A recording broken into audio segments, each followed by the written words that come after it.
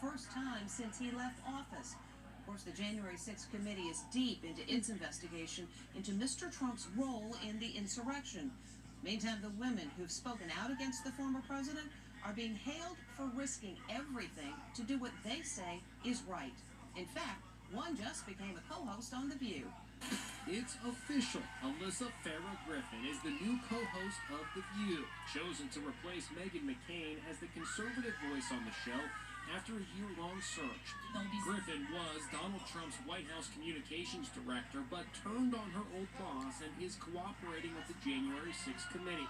I would support Donald Trump again. Our country needs to go a different direction. Along with Cassidy Hutchinson and Sarah Matthews, the three young former Trump staffers have faced abuse from Trump supporters. "You are a blanking traitor," goes one nasty threat.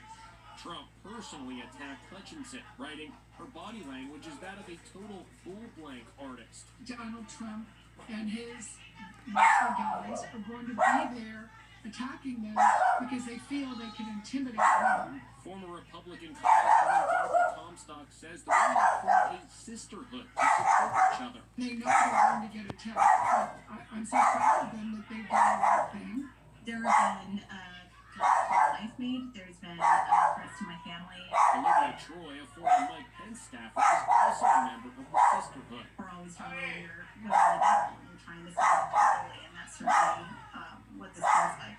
Meanwhile, Trump returned to Washington, D.C. today for the first time since his final day in office, January 20th, 2020, when he snubbed the Biden inauguration and stormed off to Florida with Melania at his side. A real pleasure to be with you.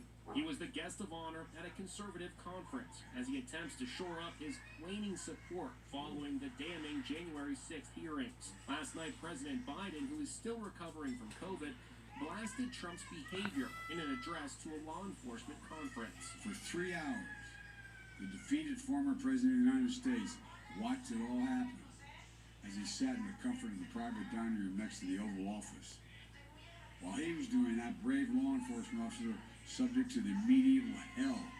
Trump is also under fire today from 9/11 families who are slamming him for hosting Saudi Arabia's new golf tour and his Bedminster, New Jersey golf club this weekend. Terry Strada's husband Tom was killed on that terrible day in 2001. The fact that former President Trump is doing this, who is a New Yorker and claimed to have all of this empathy and sympathy for the 9/11 families, well, clearly he doesn't. If he had a sympathetic bone in his body, he wouldn't have allowed a tournament to be held in his golf course. Meantime, Ivanka Trump's husband, Jared Kushner, is releasing a memoir next month. In it, he reveals he was treated for thyroid cancer.